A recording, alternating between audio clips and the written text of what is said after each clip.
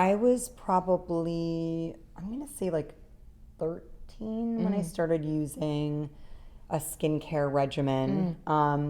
It definitely consisted of a lot of stripping away. Yes. So Did you start thing. because you had acne or I you were think, struggling with? yeah, part of it was probably acne. And Mine was acne related. it's like, yeah, I mean, we all had it. I had acne and I definitely, used, it was always like trying to treat like the specific spots Right. rather than, Like an overall. kind of like really focusing on now we know about like your moisture barrier, your skin barrier, and kind of like getting, everything in balance.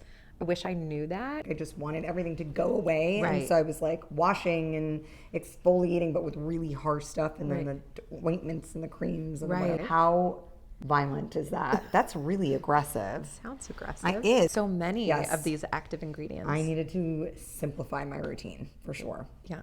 I mean, and that's really why the Outset exists. And there you go.